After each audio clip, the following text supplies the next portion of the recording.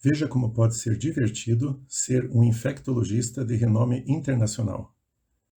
Nos anos 1980, no auge da angústia com a AIDS, nos pacientes aidéticos que apresentavam sintomas respiratórios quaisquer que fossem, se iniciava tratamento empírico para a presença de um germe ainda hoje pouco famoso no meio leigo. O nome do fungo é Pneumocystis, antes considerado um protozoário. Erro comum no passado, esse com a marca de um brasileiro, Carlos Chagas. O Pneumocystis, aliás, é alvo de muita controvérsia, e mesmo seu sobrenome já foi modificado em meio a uma batalha de vaidades.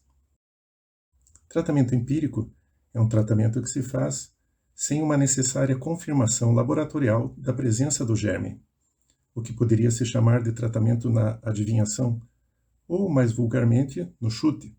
Cerca de 3 décadas depois, um estudo realizado por um grupo chileno de pesquisadores mostrou que o mesmo germe Pneumocystis, se bem pesquisado, deve estar presente nos pulmões de quase todo mundo, doente ou não, com AIDS ou não. Mas até mesmo na década de 1960 já se tinha essa noção. E daí? Daí que você pode imaginar uma situação hipotética em que um prestigioso grupo de cientistas do mal, movidos por interesses como os financeiros, os de fama, de influência ou de controle sobre a população, resolvesse declarar que há uma nova pandemia respiratória, só para ficar nesse exemplo, pneumocystis. Como se faz o diagnóstico? Por PCR. Sim, PCR. Pronto. Exames de PCR são muito mal compreendidos no seu funcionamento, desde a sua descoberta, justamente na época em que a AIDS florescia. O que fazem, essencialmente, é mostrar que um determinado germe, ou mesmo somente pedaços dele, está em alguém ou passou por alguém. Esse passou pode ter sido ontem ou, por exemplo, no ano passado. Não há uma data impressa na positividade do PCR. E, sobretudo, é um exame que não diz nada sobre se você é imune a este germe ou a um seu fragmento. Com um pouco de criatividade, você pode imaginar o resto da história.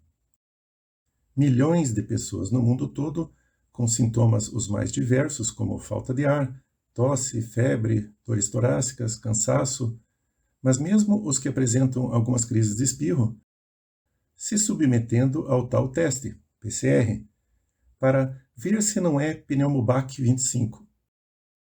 Nomes de fantasia caprichados fazem toda a diferença, tanto na marca de um carro ou de um tênis, quanto na criação de uma fábula médica que precisa se sustentar junto à opinião pública. E claro, milhões teriam assim o diagnóstico confirmado laboratorialmente, independente do tratamento.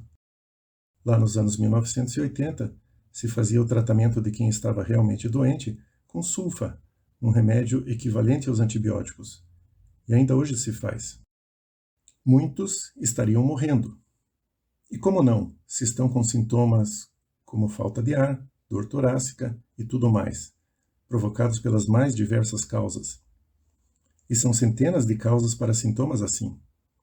Mas aqui, nessa maldosa narrativa, os sintomas seriam devidos uniformemente ao Pneumobac 25. Claro, é o que se está dizendo em todo lugar. Como não acreditar? Além disso, a punição, a patrulha, a deslegitimação de quem diz o contrário.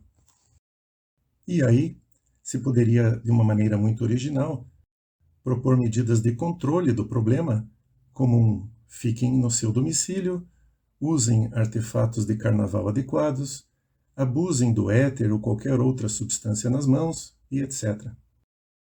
Até que alguma outra medida apareça, idealmente de uma suposta prevenção, pois laboratórios do mundo inteiro já estariam empenhados no assunto, de maneira totalmente desinteressada e desvinculada dos tais renomados infectologistas. Tudo sempre devidamente apoiado pelas principais mídias, também desinteressadas de tudo, exceto no bem-estar da população. Algo nunca visto anteriormente. Que nada, pensará você. Ninguém cairia nessa. Não mesmo. É um enredo absurdo demais para ser verdade. Deve ser.